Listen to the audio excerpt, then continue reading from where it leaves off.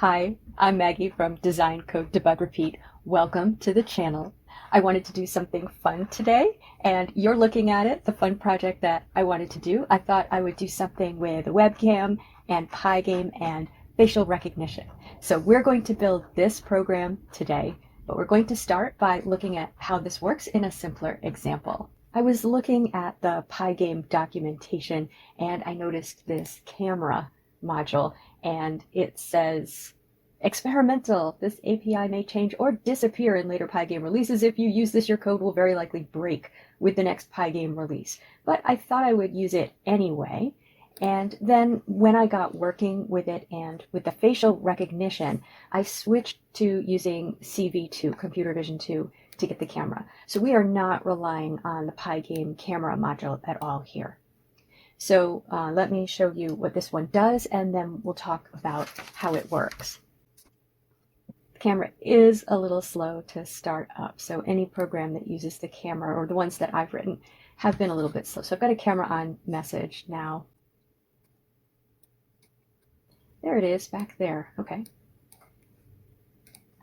Okay, so this one, I have an image from the camera here in the upper left, but you can see that it's found my face and it's put it on this, I'm going to call it a ball, that is bouncing from corner to corner. So this is just an example from one of my textbooks, the pygame textbook, and it's just a bouncing ball in the textbook. But I thought when I decided to play with the camera, wouldn't it be fun to use facial recognition and the webcam to find the face and put it on the bouncing ball. So I'm going to show you how this works, and then we'll take what we know and put it with the blimp program. So here's the bouncing ball code, and this was based on some code from one of my textbooks, the Objects and Games with Python textbook. So that code is really quite simple. Just going to quickly show you that. It does not use sprites. So it's just basically a surface with XY coordinates and also a DX and DY so it can move. And then after checking if the user is trying to quit in the event loop, in the game loop, we just update X and Y by adding DX and DY to them, and then do some boundary checking so that we can bounce in the corners. And then blit the background to clear the old location of the ball, and then blit the ball at XY.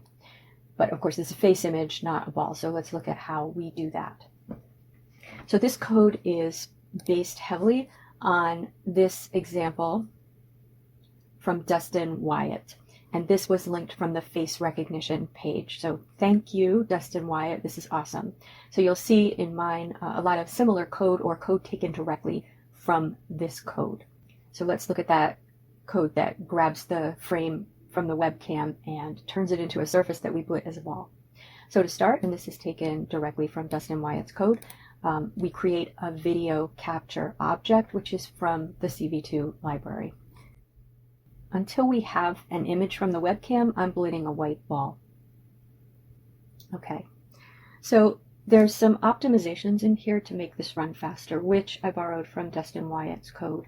So what that code is doing is grabbing a frame every other time through the loop. Now his isn't a pygame loop, but what I did was I did it in a slightly different way because I was trying different intervals of grabbing the frame, because initially this was very slow. I was able to speed it up, and I'll show you how. So I am doing it every other, but initially I had tried different intervals here. So this is the code that grabs the image from the video capture object, and that image is a numpy ND array. So it's a three-dimensional array, and it's an array of rows, and each row is composed of color triplets, so the pixels, the colors of the pixels, and those are in BGR format. So this again is an optimization from the code that I borrowed, and this resizes to a quarter size and then changes it to RGB because it's going to look really weird if you leave it in BGR. Now this, I love this. This is one of those things that Python programmers tend to be really good at, this sort of manipulation. So I'm going to say, see if you can figure out how this changes that ND array from BGR to RGB. Here's the line of code, line 75. And I'll come back and tell you at the end of the video how that works. But again, I see good, smart Python programmers doing stuff like this with ease. Okay, then I'm using the face recognition library to find all of the faces. So this is going to return a list of rectangle coordinates for all the faces that it finds in that frame. Now, what I then found was if I made a pygame surface from that ND array, which is what we're doing right here, that it was sideways and flipped. So then, of course, the rectangle wasn't in the correct location, and the image is sideways, which is not what we want to see. So if I did these transformations here that I have commented out, if I rotated it 270, because this is a counterclockwise rotation, so if I rotated it 270 degrees and then flipped it, then I got, flipped it across the y-axis, then I got the correct image. That was incredibly slow. So what I was able to do was fix it using a numpy operation, swap axes. So that's what I'm doing here, is I'm taking that original ND array, which we got from the video capture, and changing it so that when I convert it to a pygame surface, it's going to be the correct orientation. And I don't know if there's additional information that we could provide that would get it to swap automatically to the correct orientation. This was the way I came up with to change it, and it is much, much faster than doing these pygame transformations, and I'll show you how much faster and how I measured that, besides just watching it be incredibly slow. All right, so then I'm going to convert that image that I just created from the pixel array to use the convert alpha so that it has an alpha channel. And I'm blitting it to the background. Why am I doing that? I'm not sure. That shouldn't be. Let's get rid of that. That makes no sense. Let's just make sure it still works. Oh, right. For some reason, it's way back here. Okay. Oh. That's right. That was this image, the one that was in the corner. Okay. Honest to goodness, I wrote this 2 days ago and I don't remember what it's doing. Well, we'll put that back just so we can see the image. I think that was really just, error checking code so I could see what the heck was going on with the image that I was getting. Okay, sorry, that's that. All right, so if it found a face, then we're going to change the face image. If it didn't, then we just leave the face image to what it was previously. And then I'm just taking the first face, right, face location sub 0, because this is a list of faces, and the faces are coordinates. So I'm subsurfacing that. So I'm taking that rectangle, which is where the face is located. So the rectangle is just around the face. Taking that rectangle and pulling it out using subsurface and then scaling it to the size that I want. Because if I move back and forth in front of the camera, in front of the computer, then the face is going to be a different size and we want it to be consistent. We want it to fit within our ball shape. Now, to get it to be round, I'm using the ball mask, and the ball mask is, it's just a white circle with transparency all around it. So it's obviously the surface is a rectangle, but it's a white circle and all the pixels around the circle are transparent. So if we blit that onto the face image with this mode, blend RGBA mult, then it's going to set the alpha for all of those pixels that are not within the white circle. And that's how we get our ball shape. So that's how that one works. Oh, this is very important. We want to release that resource because if you don't, you can end up getting a crash when you run this again. And I don't know about this one. I probably need to research this a little bit. These are both at the bottom of the code that I got a lot of this image processing code from. But I'm not creating any windows, but I don't know if any windows are created in the background. So that's why I left that in. And I just need to research whether we really need to keep that in here or not. And if you know, please tell me in the comments. So what I'd like to do, well, let me first just show you the timing benchmark that I did here. So I have my 2 ways of taking the frame, which is an ND array, which remember when I transform it to a surface, it's for some reason on its side. So I wrote 2 functions here. One is using the numpy swap axes, and that's the one that I'm using. And this is the one I was using before, using pygame transform, rotate, and flip. and just running each of those functions 1,000 times on the original size image and on the quarter size image. So I've created those images and surfaces up here, and then doing it with the pygame transformations. Again, running it 1,000 times. And just so you can see the difference in time, because it's going to take a minute because it has to grab an image from the camera. We're not seeing that because I'm not displaying the image. I'm just running the transformations. Okay. So you can see how much faster the numpy transformations are compared to the pygame transformations. So I was really happy that I came up with that way to solve that particular problem. Otherwise, taking these images and using them in pygame just wouldn't be possible because it would be too slow. Okay, I'm going to upload all of this code to my GitHub repository. Okay, so let's look at, let's see which is which. Yes, so this is the dystopian face blimp program, but without any video code in it. So this is what we've got, and I have the hum in there. I don't know if you can hear it. That's the blimp hum. It looks like I could have edited that image a little better. These images, I generated them with Night Cafe. This one, the background image, I didn't edit at all. I thought that was fine. This one I edited lightly to get the blimp. And I want to put like a little video right here on the blimp. I've measured out those coordinates. And I've created a frame image because the blimp is curved, but I was not going to do more image processing and try to curve the image that I was getting.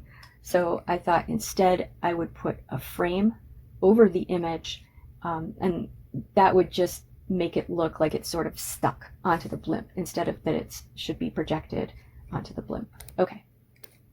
So this is a program that uses sprites, and it's quite simple. I will show you the classes.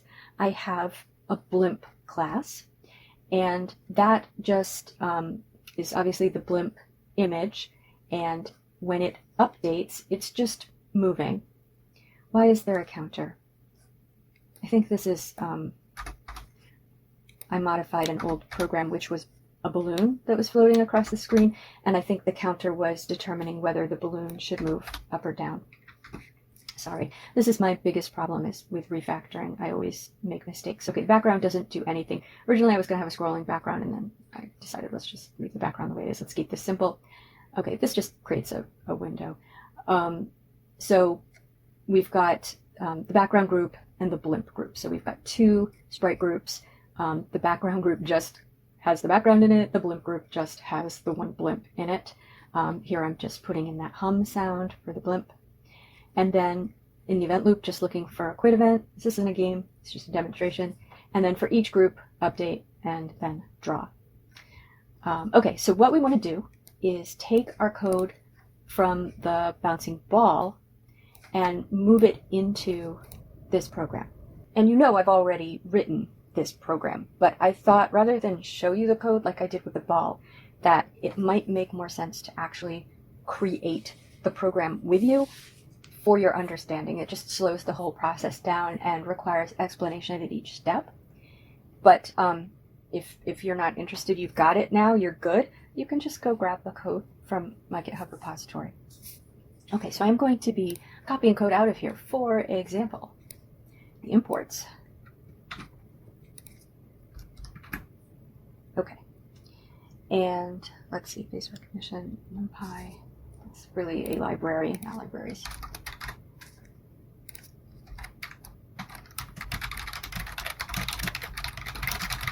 Could have done a little better with my comments. Okay, so originally when I wrote this, I had the video feed as a separate sprite class, and then when I decided to split a frame over it, it just became too complicated. So what I'm going to do is have a video feed class, but I'm just going to make it a part of the blimp. So let's define the video feed class, and this is where obviously we're going to be grabbing a lot of code from here. We can go over how it works one bit at a time. So again, this is going to be a component of the blimp. So it's really not a sprite. What it's basically going to do is generate a surface that the blimp can, in its update method, blit onto its own image and then blit the frame over that. So it's going to be something that generates a component of the blimp image, but the component that goes with the webcam. I love the glitch in this, so that was fun. Okay, so for our object level fields, we're going to have the video capture. So I'm going to make the video feed object responsible for the video capture object. Okay. And it's going to have a default image, which is the advertisement that it glitches to when it isn't showing the video feed. Or if it can't find a face, it will default to the default image, because sometimes it can't find a face, and I just thought that looked fun when it was glitchy. By the way, if you're wondering, I'm naming the fields of the object with an underscore because they're private. So that's a standard in Python for fields to be named with an underscore if they're private. Notice that image and rect, which are part of the superclass sprite, they aren't named with an underscore. I don't know if that means they're not supposed to be private. They probably never will change, but I still tend to treat them like private fields in my programming. Okay, so if this is going to glitch, I want to have a random glitch interval, and we'll need a count so we know when we've reached the glitch interval. And because this isn't a sprite, it is also going to have an image. I don't know if it's actually returning an image from its update. Yeah, I don't even know if it really needs an image field. Well, we'll see. That might be better being just local to the update method, but it does need an init.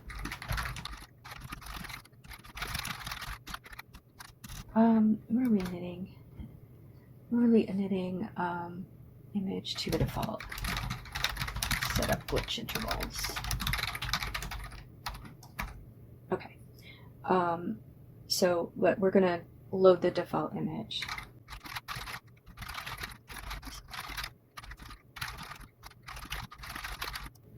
Because I'm going to be modifying that. So I'm going to copy that. Now, that glitch interval might be irritating to you, so just change it. I'm randomly generating a number between 10 and 20. We'll start our glitch count at 0. And then every time we're updated, we'll increment that. Now I have a sound that I play every time it glitches. I think that makes it feel more realistic, such as it is. So I'm going to load that in. Now, where did I get that? I'll tell you at the end of the video. Let me make a note of that, where I got the interference sound. And the hum. That's not my sound, neither's the hum. So what I'm doing with the glitch sound is it's just playing all the time, but I pause when we're not glitching and unpause when we are glitching and then pause when we're not glitching again. Okay, so update. This is where we're going to get the video capture. So again, we'll be copying from the other program here.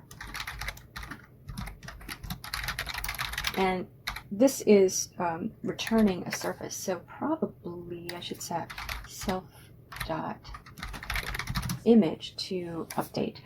Again, I refactored this a lot, made changes to it. So previously, update, when it was a sprite, update was setting the actual field, but I'm not sure now if it's setting the field. So let's just go ahead and set the field to what's being returned. And that way, I don't even know if we need a field again. But yeah, I'm not sure we need to call update here because blimp is calling it. Yeah, let's forget that.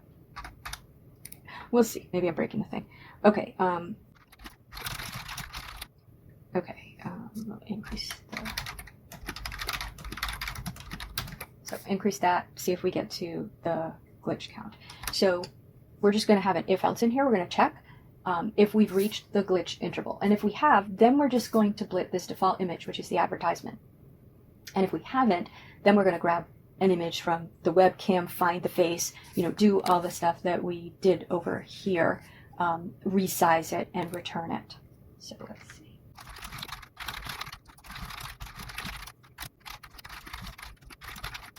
Okay, so if we've reached that number that we randomly generated, then we'll reset both those variables. And we're just going to create another glitch interval. So new random interval, okay. Okay, play the sound.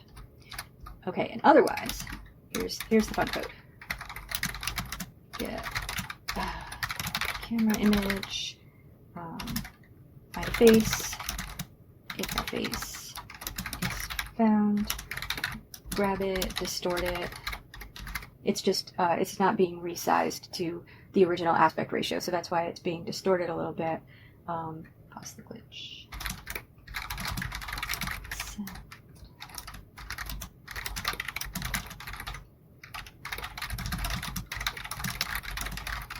But if we don't find a face in what we get from the webcam, then we'll just do this glitchy stuff. We won't reset the interval.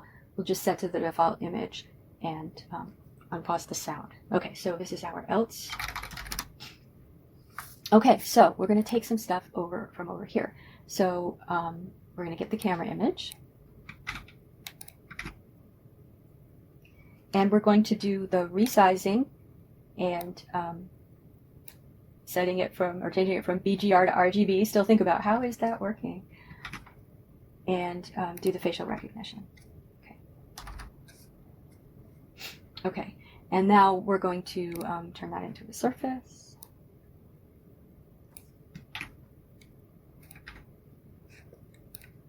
And if there are facial locations, we're going to pull the face out of that. Okay. Okay, so here's where it's going to be a little bit, we're not splitting it as a circle.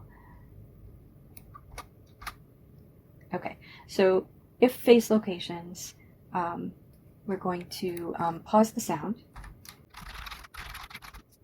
Okay, so face locations, we're just, remember that's a list, so we're just taking the first face out of the list, which is a rectangle. Okay, so this is how we use the rectangle is tuple, I think. It's either a tuple or a list. So this is where the coordinates are in that to create a rectangle, a pygame rectangle from those coordinates. We're subsurfacing that, and that's going to be self.image. And then we're going to scale it.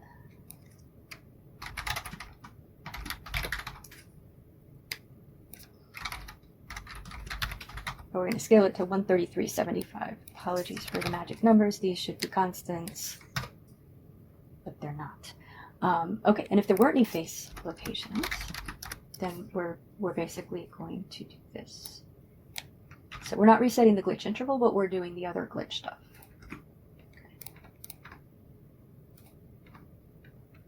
Okay, and then just we're going to return that image.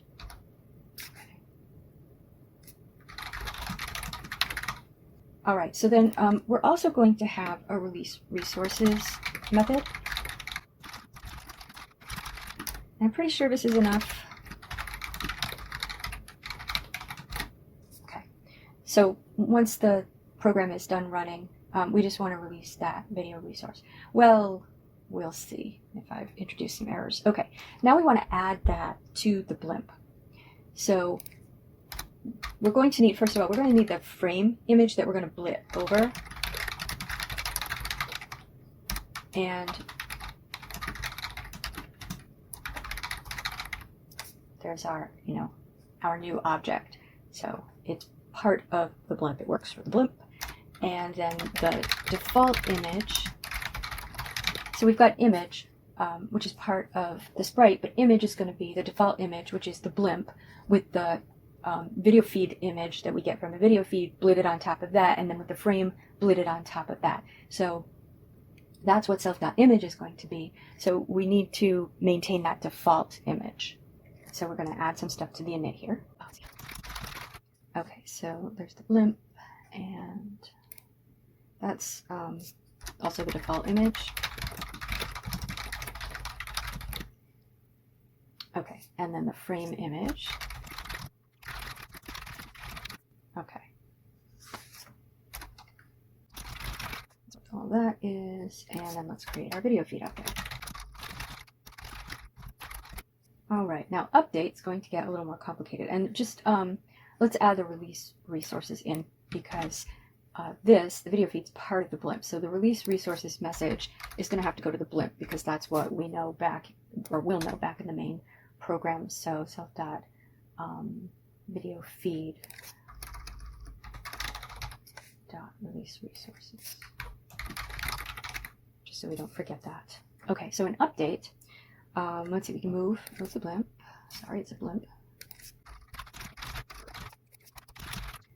Okay, so move it and then create the image. So we're going to layer it on top of the default. So let's have a variable that we get from the feed. So remember, that's going to return the image that it generates, which will be either the glitchy image or it'll be from the video feed. And then we're just going to blit. So self.image.blit, the feed surface, and again, there's going to be some magic numbers here. That goes to 124.68. I just measured where I wanted it to be on that dirigible image, and then we're going to blit the frame over that, a little up and to the left from it. Oops.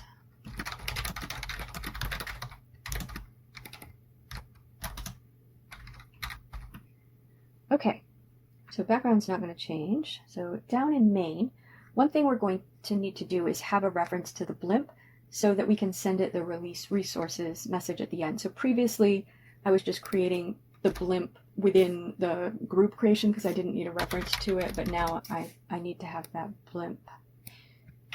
Actually, so let's just annotate that up here. Okay, and again, at the end, before we quit, just make sure that those resources get released. I don't think there's anything else that we need to do down here because most of that video work is being done in that video feed class. So sort of a combination of the video feed class, which is doing the work of grabbing the video, and the blimp class, which is just having that video feed create the video and then blitting it to its own surface and then blitting the frame over it. So I should probably read through this and make sure that it looks correct, but instead of doing that, I'm just going to run it and let Python find all of my errors that I've added into this. Yep, there's right. Video capture. So that's self dot. Okay, so this is what happens when I refactor, basically. I copied the code. So let's make sure. So it's self dot, because that's the video capture that we created up in the initializer. So I hope I created it. Oh, did I not? Well, I never made it, so that makes sense. Okay, so that would be this code. I should have read through it. Okay, let's create that.